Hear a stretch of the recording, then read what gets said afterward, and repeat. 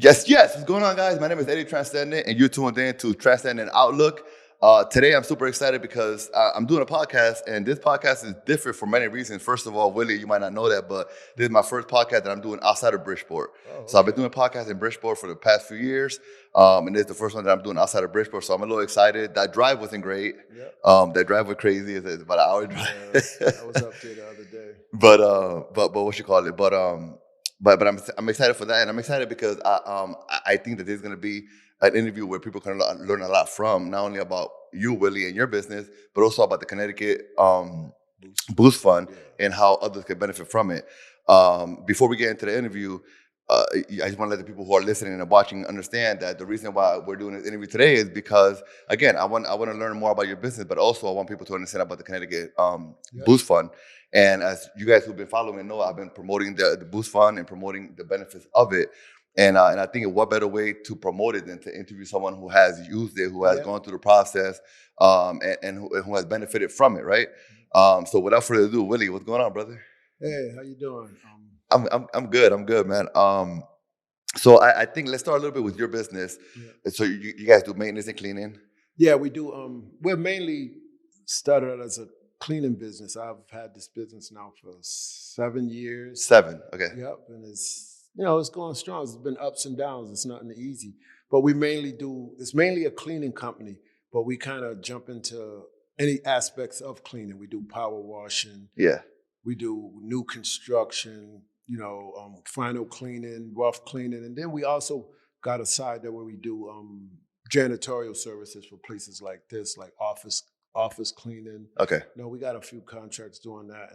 And it didn't start out like that. It's just kind of worked our way into it kind of evolved fields. into Yeah, that. we had another wing, but it kind of died out for a good reason. It was we was doing a COVID spraying and stuff like that. So that was like the third aspect, but it died out for a good reason. Yeah, no, of course. So, and the name of the business we were talking about beforehand is J Cleaning and Maintenance. Okay, and it's out of Hartford? Yep, it's mainly the office is out of Hartford, but we kind of cater towards the Connecticut, the greater Connecticut. We even up towards that way, the Bridgeport way.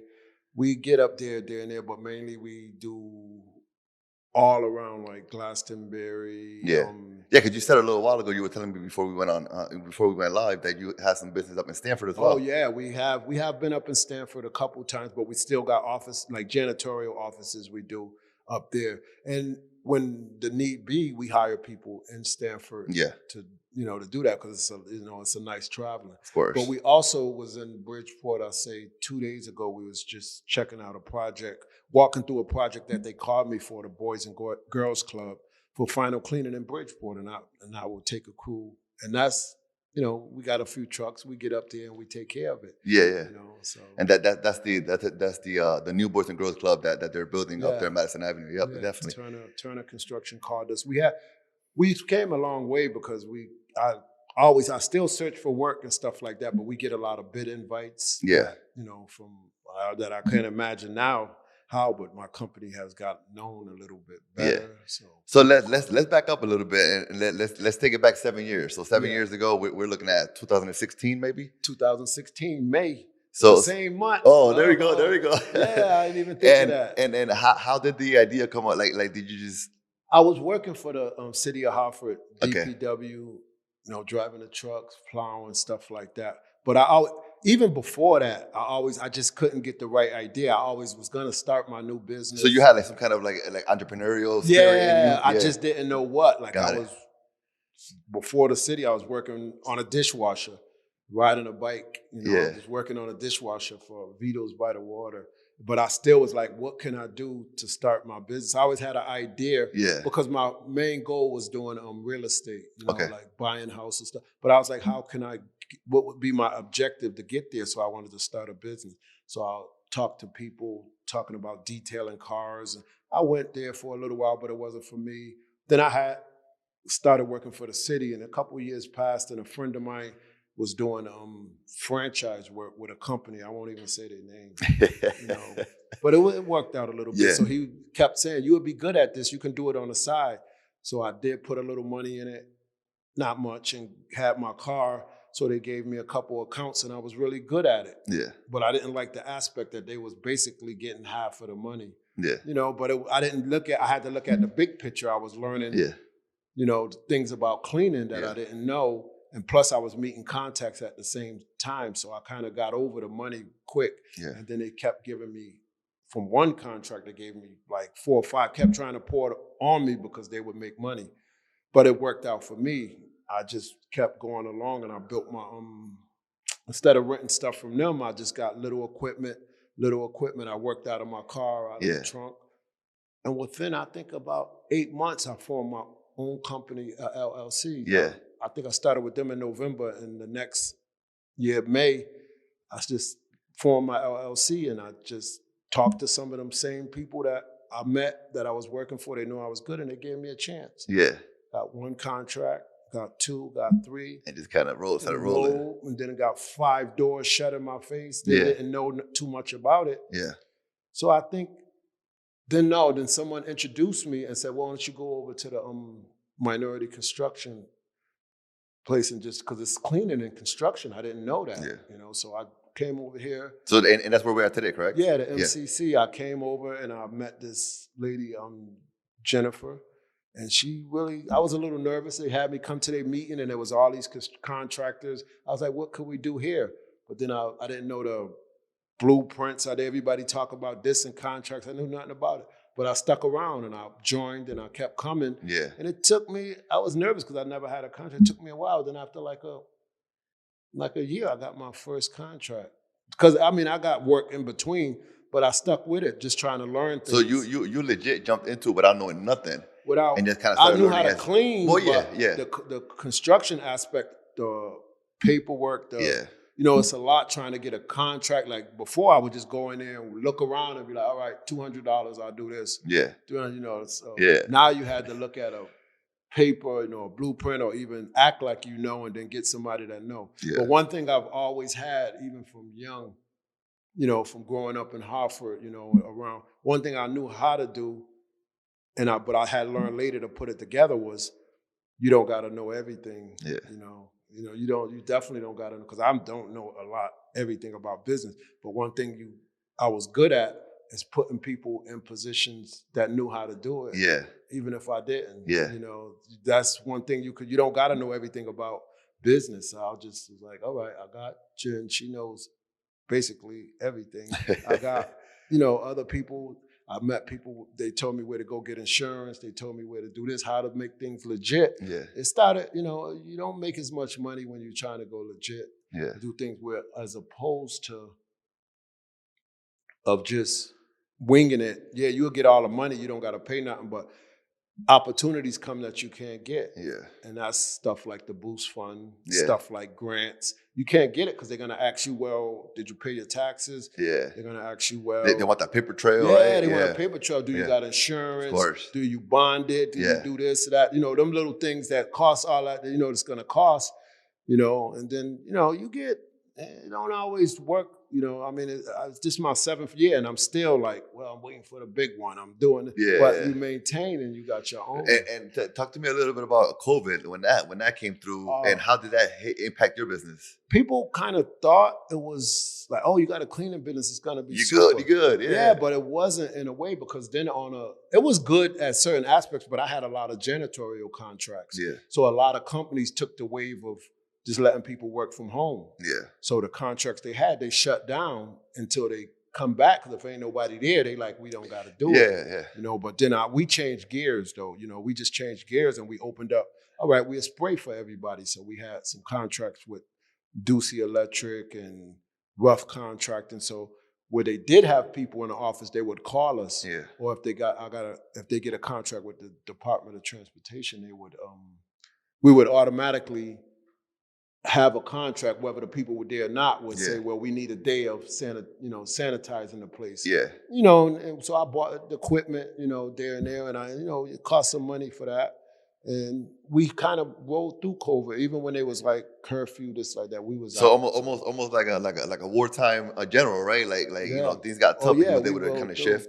Yeah, and it was a lot of ups and downs, because you can be, you know, we wasn't so big, but we have like 8 or 9 people. But if one person got COVID in the crew, then it was like, oh, what you mean shut everything down? We can't shut everything. We shut it down, because construction still rolled through. So that was a good aspect that I had learned, the construction part. Because now we got a contract of, we've done a project, I think it's Westbrook Village. We still doing it. We done the whole project. Like we just finished phase 4. We have a lot of ups and downs with them. But then through them, we met some other people, and then our name kind of started getting out there. So now we get bid invites. We work for people like Newfield Construction. We're going to school for them. And we have people that, cause we're a registered minority business. Okay. And we go beyond that. We're registered SAM, we registered minority business, we registered SAM. We got so many different registered things that we certifications. We're OSHA trained, stuff like that. So it helps people put you in different rooms, right? Yeah, because what I try to explain to people with other companies that I know, or people with skills, that you could do it yourself. Just get certified. Yeah. Get certified. You can get certified with SAM. You get certified with the government. Yeah. You get certified, so you don't even really got to look. You're gonna open your email every day, and they're gonna have companies because of the laws that they got to give 10% to this or 10. And then your company is good, and they're gonna call you for your merit. They're not even gonna call you because of the, But once you get, they see what you can do. Yeah. And one thing about it is, I tell people, is to be legit and be honest. And you really, because cleaning is based on a trust system.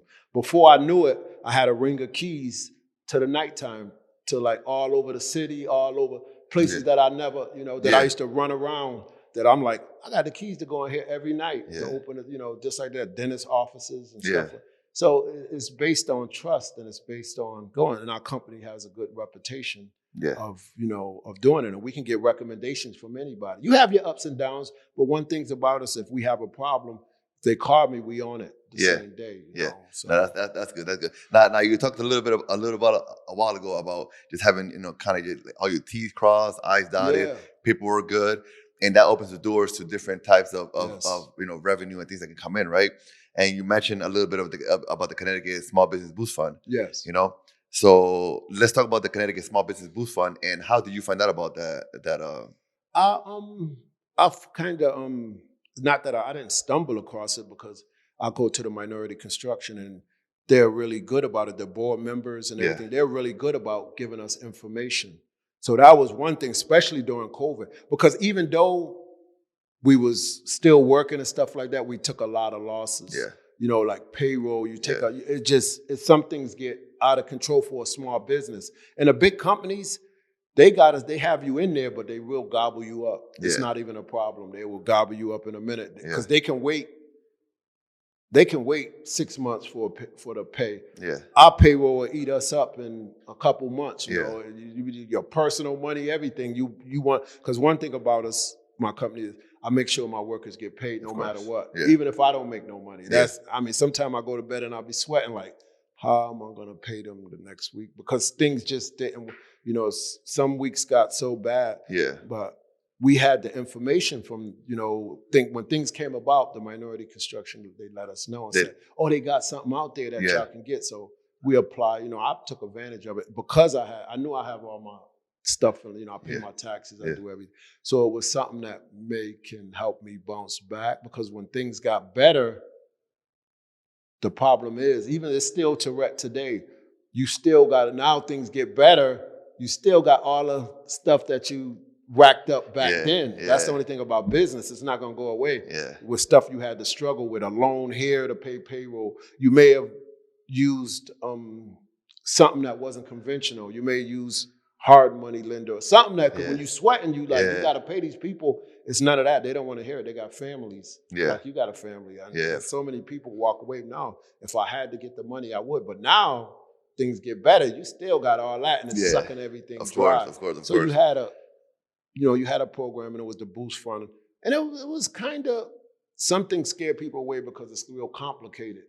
But like initially, it looks complicated from the outside. When people hear it, they're like, they ain't going to, this and that. Because they ask for some stuff, but if you got all your stuff, even though you may not have everything, they ask for some stuff, but you got time to get it together. So tell me about how was the process like once you started? The process was good because they gave me I can't remember her name, but I love to shout her out. She was like a worker. She was good. I didn't meet her at first. She was just like, we was like email. So as soon as you expressed interest and you applied, they team you up with somebody? Yeah, they team you up. You go through, first initially, the minority construction set it all up and done all the initial paperwork or whatever. They there, to help you, whatever. But on the other side, the Boost Fund have somebody, I think her name was Nevea, something like that. But I didn't even know if it was who it was, a lady, man, or whatever. I just knew the name. But they email you and they tell you what you need. And then when you send it in, they like, oh no, you need to get this. They work with you like, all right, we can get through with that. Here go the portal. You go through the portal and they check and then they send it back and they be like, but I can tell as everybody else, when you do that, you got 100, you got so many candidates for one person, but the person I found it very helpful. Yeah. The one I had for the Boost Fund, she's really came through. And then finally, when I ended up having a Zoom with her, she was from Hartford, from the same place I was. Yeah. And she really made it easy, and she knew because I was like, give me much as I could. But she explained to me like, no, you just need to get this because you get tired of working hard and just struggling. Yeah. It's still like that, but you get tired of like, I worked all of this, now you got to give it all back. Because this or that. So that does give you a start. For me, it was mainly keeping me going, like the payroll, being able to, because if you got a decent payroll, you got where you can add on more jobs. Yeah. You can, all right, I can take this over there. But sometimes, because the big companies, they're going to spread you out. If they know you good, they'll give you 5-6 places and then call you, but not looking at it like, well, what is his capital? Can he, and then a person that's hungry coming from work, they're going to be like, give me all the jobs I can, but not thinking that they're not going to pay you for a couple months. Yeah. Or whatever. So you got to try to hold that. Now you're taking out loans and getting, hard money lenders, payday, just to pay to keep up, to make money, but it's really eating up everything for us. So when the Boost Fund came about and they had some, lower rates and they had some privileges that you can really help. And you just had to go through some, the process, make sure your insurance, make sure everything is up to date. Yeah. You was legit business. So as long as your stuff was good on your end, or anybody, right? As long as the small business owner has his paperwork in order, it makes the process a lot easier. A lot easier. It could even be even quicker, because she tells you what you get, you go through the portal. And if it's not there, you go back and we have some. So I think it's probably safe to say that you would recommend other small business owners to at least look into it, correct? Yeah, I recommend. I always tell people, you better go get that money so you get where because you're not losing, not even at the rate. Some people be like, well, I just want to keep your business going. But I try to tell people, I said, look at some of these big companies. When you hear people saying they acquired another company or they be waiting for the money, even though they got $1 billion industry, they taking over another company or buying another company, and they're that's Jennifer right there. Yeah, they're buying another company, and they don't be sitting there saying, oh, we're going to the bank and take our money out and do it. They're waiting for some funds to buy that company. Yeah. So I say, why not let it help you expand? Yeah. Why not? You can even use it for capital, or you can use it to get to add on to your business for equipment, so it can make it easier. Is there anything that maybe you saw or that you experienced that you say, oh, I think maybe this could have been a little better or whatnot, or sometimes you look at things, you're like, man, that was good, but I really wish this thing would have been a little quicker, or maybe that would have been different, or like, you know what I mean? No, I think the process was good. I think more of, like, if it wasn't for the minority construction, people see a flash of things, like maybe an email, maybe an advertisement, but they really don't know about it. But things like how your business and how you're doing, I think, and you more in the community and you more adapt that somebody would listen to because, brown and black and whatever, no matter who it is, but you can more relate to, the stubbornness in the community, and the people, the guy that he got every trade in the world, but he's just not going to jump to, like, he don't know that if he do, he can get it and he can get more. Yeah. So you can sit there and explain to him because you can relate to him, or you can have somebody like me that can explain it a little more. Like, I think they need to pour more people in of the people, because that coming like that really helped me when I finally met the lady on Zoom. She was like, I was thinking it was way in Colorado somewhere. I'm like, they text.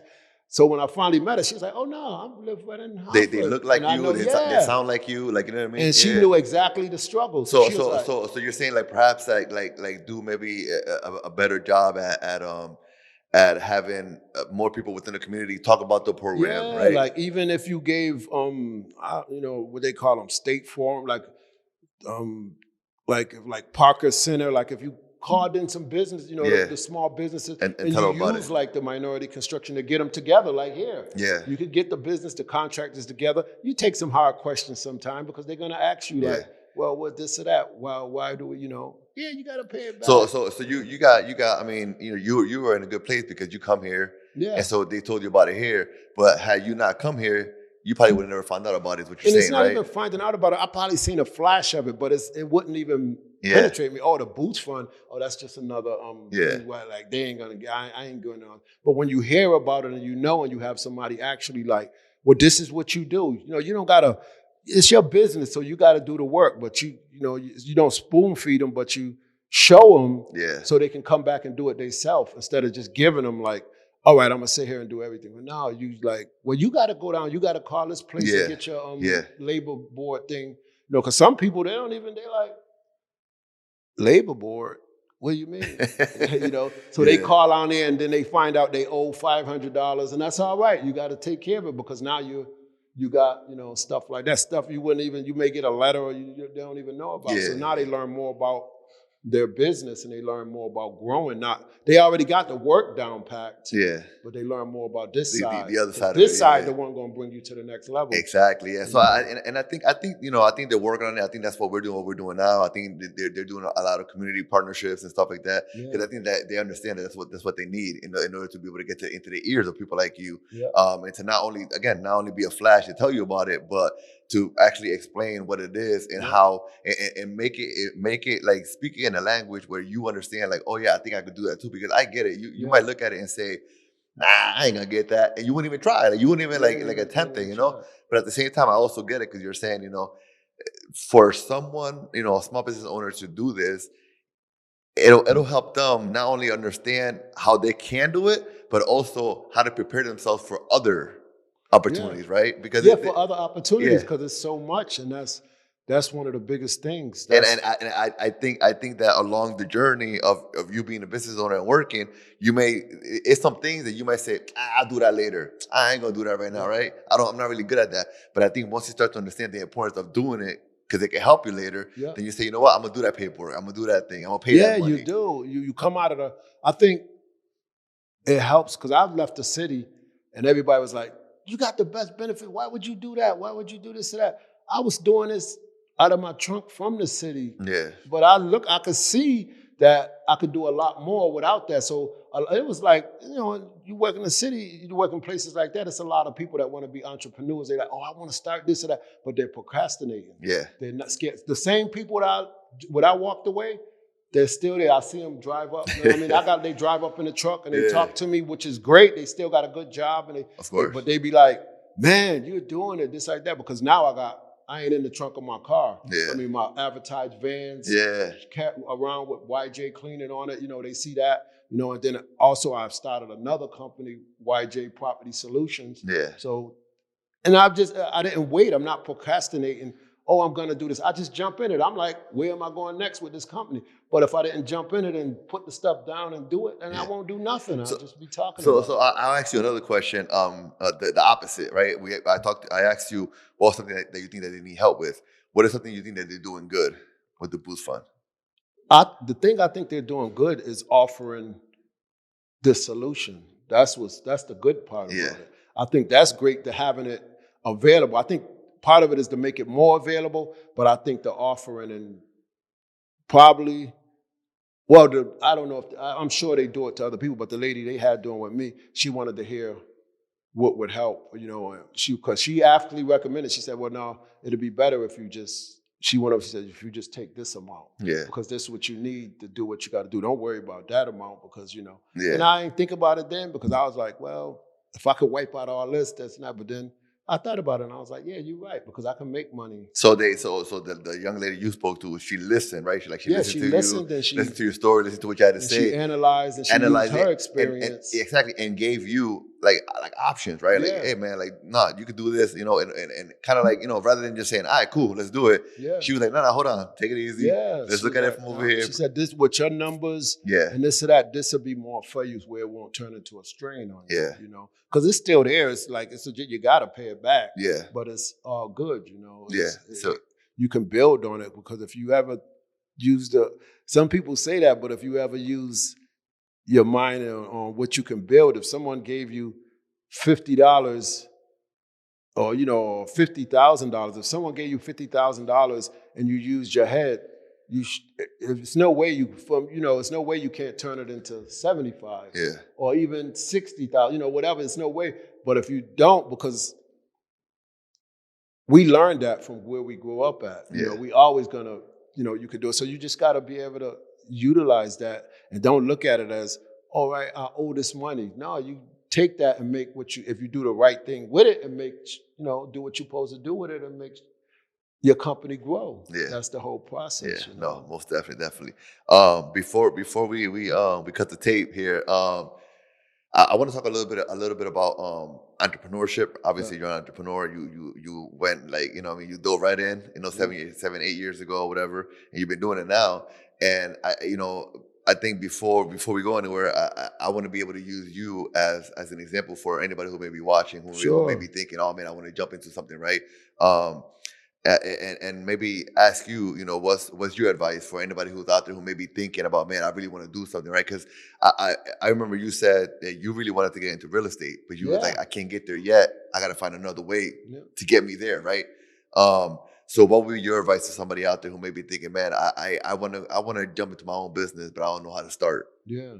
Well, first, I hear that every day. Yeah. I mean, some people call me out of the blue, say, well, this or that. But the people that's why I'm saying it's not a problem with me, even a boost fund or whatever, it's not a problem with me. Somebody like me in my community teaming up.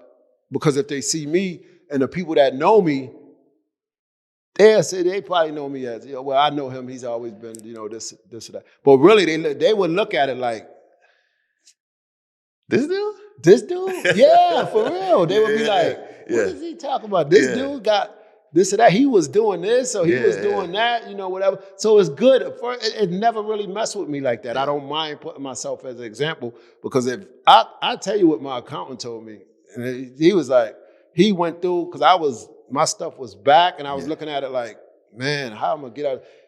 And he was like, this is the biggest turnaround I've seen in a while. He said, I got people coming here, $1 million, big accounts, stuff like that, and they know what they're doing, and they can't. You coming in my office, you don't know what you doing, and you turned this, you turned this into a little something. Yeah. So he's like, imagine what you can do if you start learning if you knew what you was really doing, So I took that as a compliment. I didn't take it as, because a lot of times I don't know what I'm doing. And what's behind that? What's behind that drive or whatever? It's the drive. Well, it's my faith. I'm Muslim, for one thing. Okay. And it's my faith that it lets me know, as long as I'm doing right, I can do whatever needs to be done. Yeah. So and then I got my family, and I got, and I wanted to be.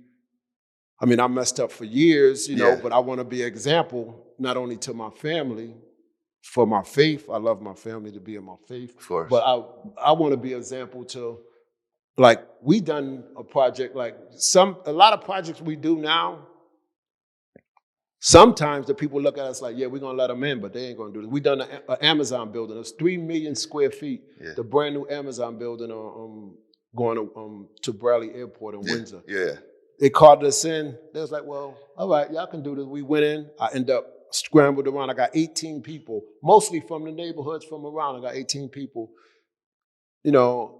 You have to go through little situations where, you got to pull your pants up. Yeah. Don't come through that line smelling like, So you got to go, and it's, then some people going to make it, some people not. But I gave everybody a chance. And we got through it at the end of with Amazon, at the end, they told us, and they was like, y'all done a good job. Y'all got it done. They still kicked us to the curb later for a big company.